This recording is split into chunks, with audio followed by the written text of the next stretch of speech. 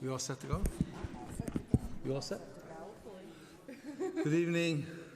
It is 7 o'clock. I'd like to call the meeting of the Inland Wetlands and Watercourse Commission to order. Let's bring the agenda. I thought I had one. No old business. Oh, here it is. Okay. Old business. We have no old business. We've got to approve the minutes first. Oh, You just skipped right down. approval of the minutes, sorry. Everybody have a chance to look at them? We have a motion, a second. All in favor? Aye. Approved. Old business, no old business. New business. We have permit 2019-6, -7, -8, -9 about the property on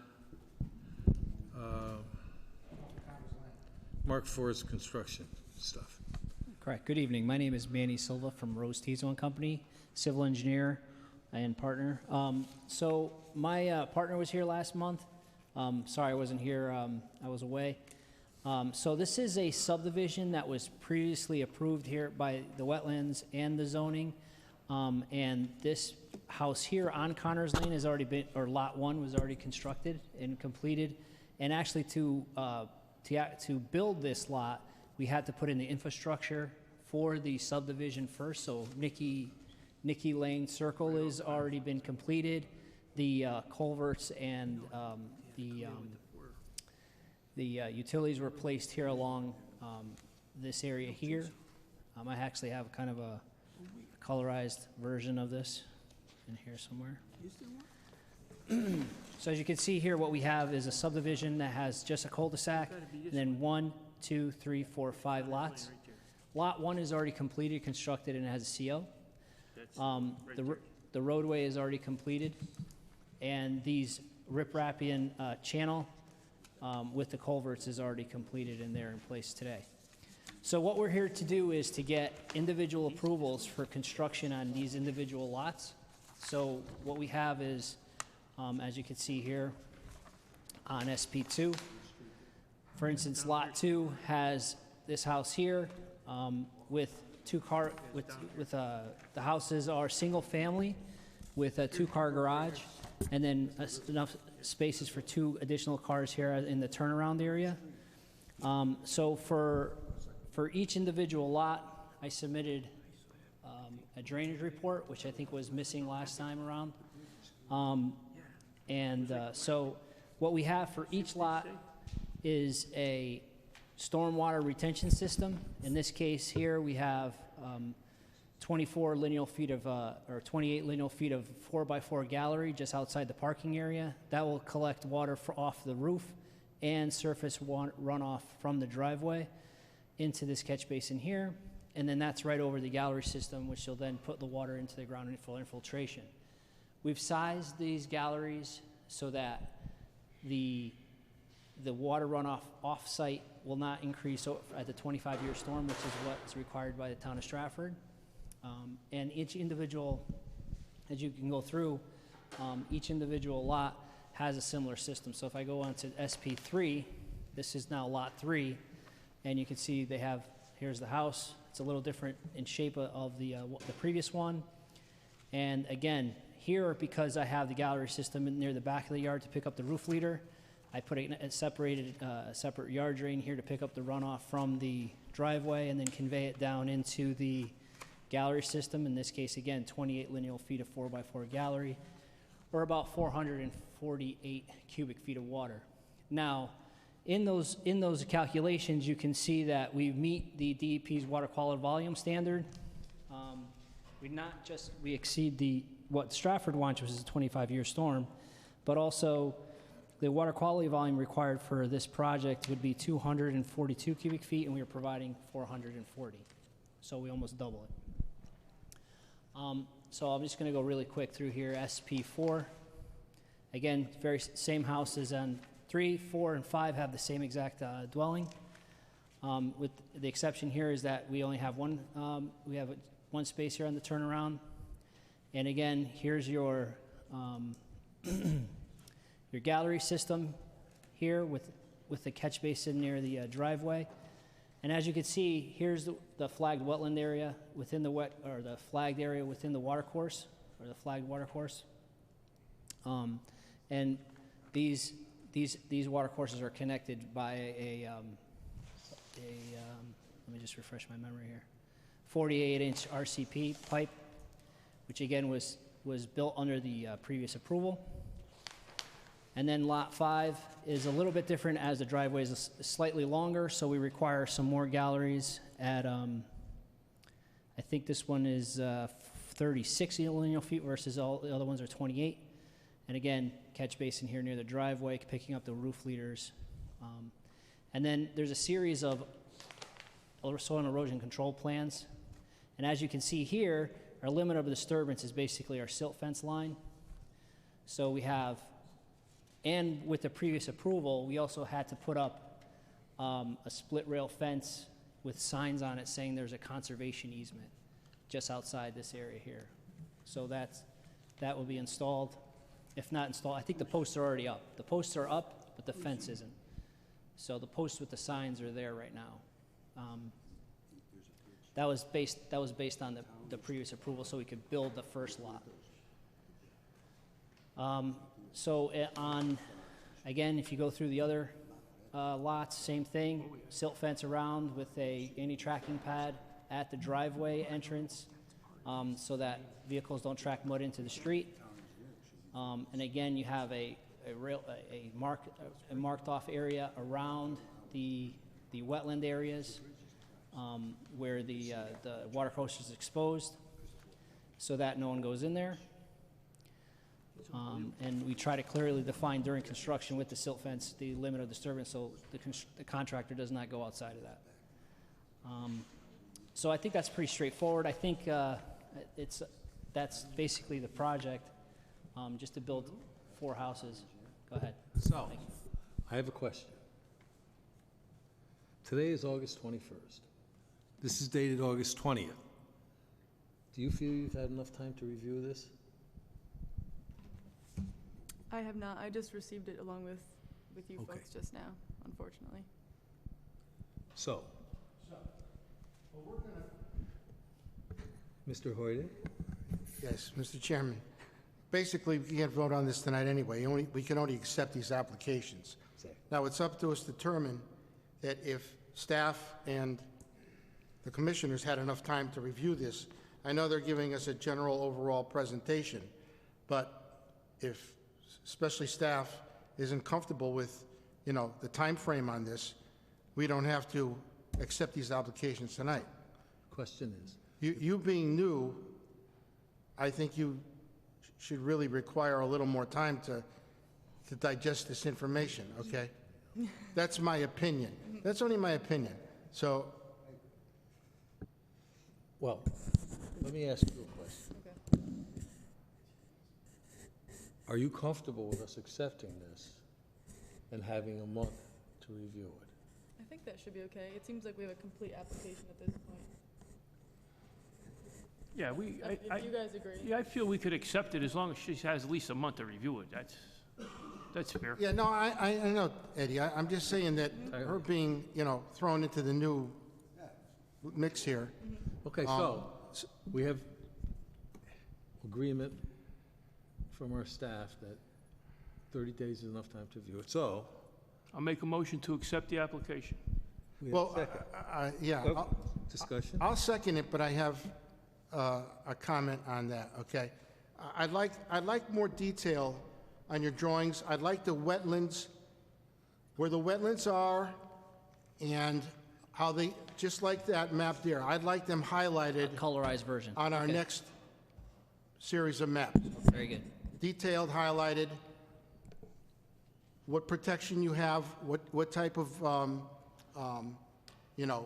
how they're going to be situated on the property itself, okay? That would be my request for the next meeting. It's okay with Can be me? done. You guys? Sorry, with me? So we have that motion with those Just one more quick additional question. The stipulations? signage that you're putting up, It's Is that- already, it's there right now, so you can look at it. It's Is a- that going to be permanent, or is that Yes. just, okay? Yeah, it's a Just, post, just so the public, everybody knows that, yes. yeah, it's a wood post with a conservation sign on it. On an administrative note, I do need the checks for the Yeah, difference. so I can give you The money.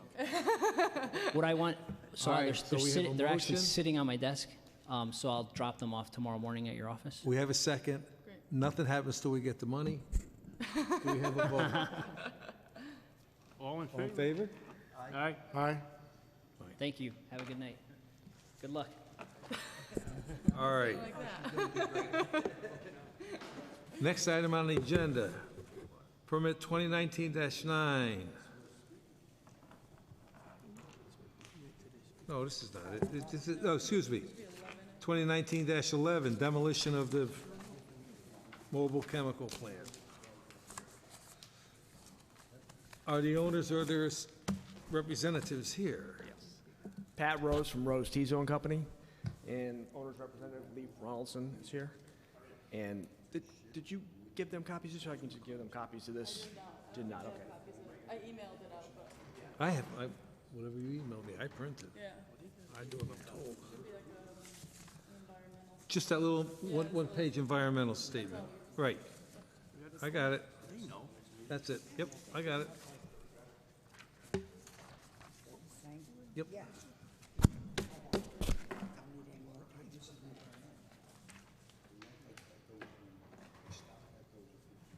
Lefty.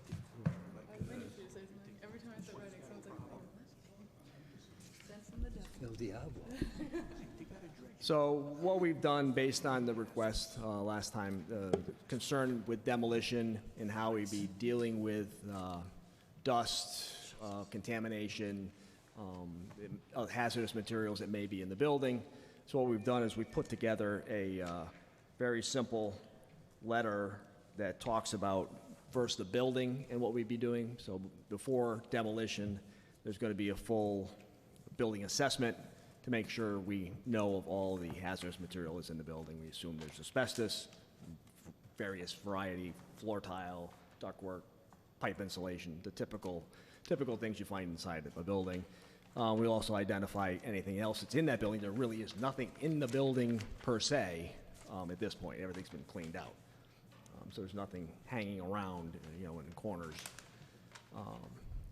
We could find some roof flashings that are asbestos, possible. There's 20 different roofs on the building, but those are fairly simple to take care of. Once they start doing demolition, they remove the flashings, abate them, and wet them down to keep them from generating any dust or into the building or on the roof.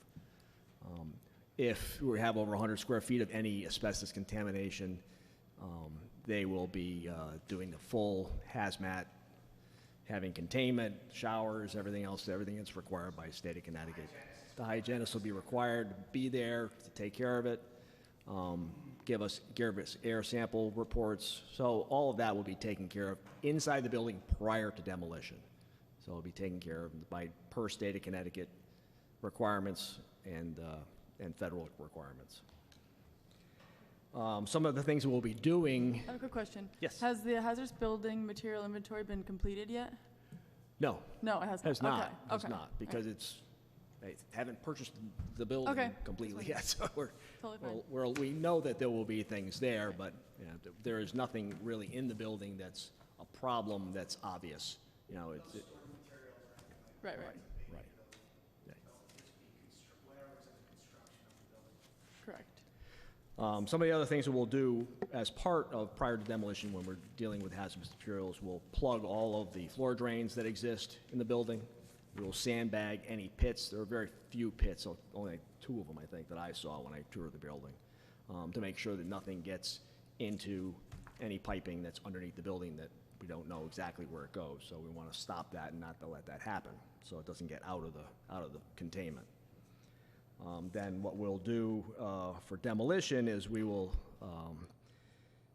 use silt sacks in all of the existing catch basins to stop any particulate matter, and they will put up the soil erosion control fence all around the building as shown on our drawings for the demolition to keep anything that was running off within that soil erosion control fence. along with typical dust control that they're going to do, which, you know, would meet the state of Connecticut and town of Stratford standards to keep the dust down. As far as the site itself, there has been assessments on this site since Mobil and Exxon owned it. The people that they are working with are the same consultants that did that work back in 2000, so they're aware of where the skeletons are on the property, basically. What they have found is, as a precursor to that, is that the owner has gone to the Connecticut Brownfield and Remediation Revitalization Program. They've tentatively been accepted to that, so it becomes a brownfield site. Everything has to be done based on DEEP standards for removal of contaminant soils, or what we really were looking to do is to keep it that way, so that either we're removing soils for off-site or we're keeping them on-site and capping them. You know, the preference is to keep them on-site and cap them. The foundation, the new foundation is going to be over 50,000 square feet larger, which would allow us to store some of the materials inside the foundation and calculate the concrete. Right, because we have to raise the building platform 2.5 feet. So there's a volume there. So we're not concerned about paper. Yeah. Yeah. What was found, the higher levels were arsenic and petroleum. Do you know if any contaminants were found in the wetland? Do you have any of that data? There was no testing in the wetland because, like we were saying, the same company that has done the phase 1 and phase 2 has been with it since 2000, so they're aware of any situations that have happened there, and there wasn't any in that area. So that currently there hasn't been any testing done there. Certainly we can do that to verify that once we've. Okay. Or if you could provide the reports that are already existing. Yeah. Yep. Yeah, one of the good things is there is no VOCs on the site. So we don't have any light materials that can be transported by groundwater and things like that. You know, everything that we found is heavier type metals, which are not easily transported by groundwater, which is good. And what our intention is to take that material we find, put it in the building footprint, and cap it underneath the building. So it raises it up, gets it out of the groundwater, actually, so it makes it a better situation for everybody. With the exception if there was some material that was just not suitable for compaction purposes, Right. remove it to a fill. Yeah. The theory would be to keep as much material on the site as possible.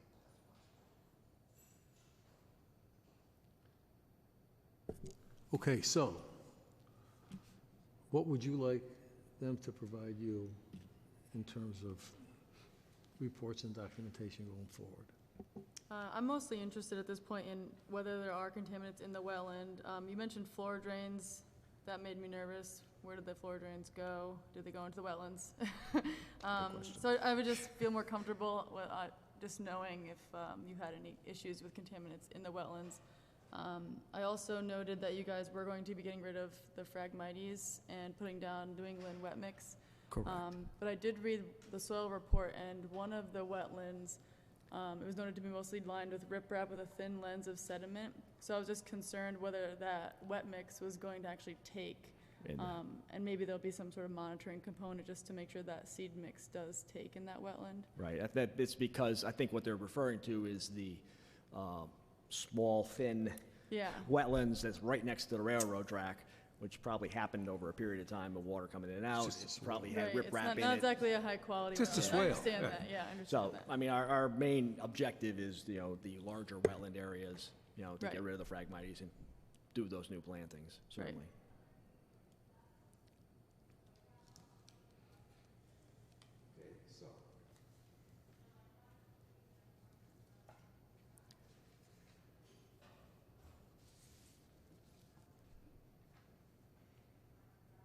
Any questions from anybody? So, we need a motion to accept this. We have a second? Second. Motion to accept with a second. All in favor? Aye. Good. Very good. Thank you. Great night.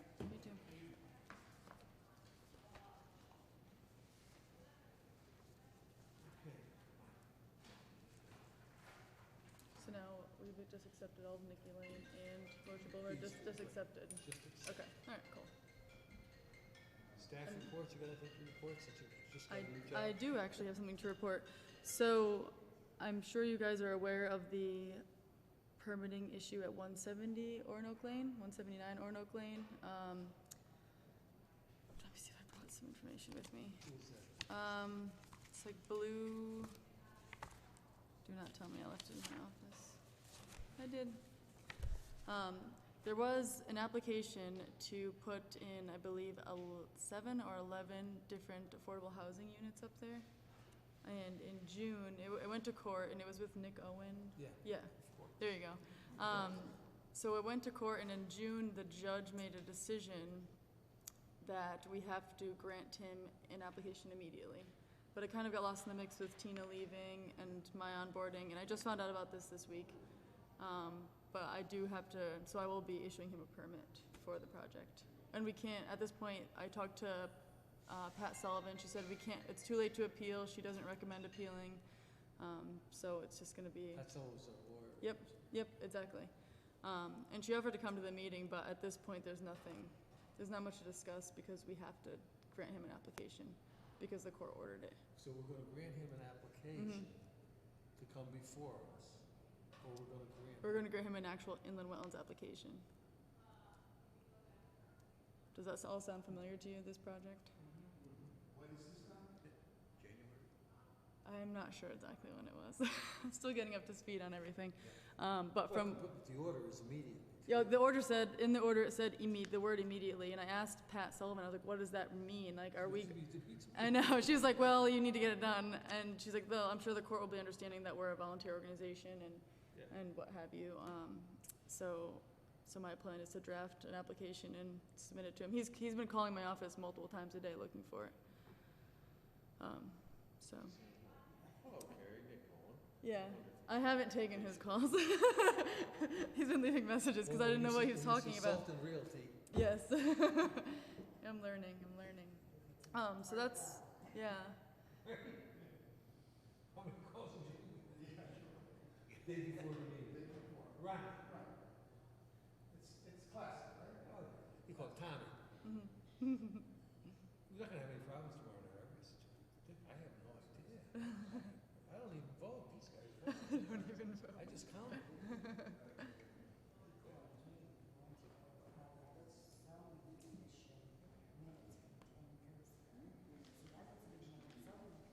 Oh dear.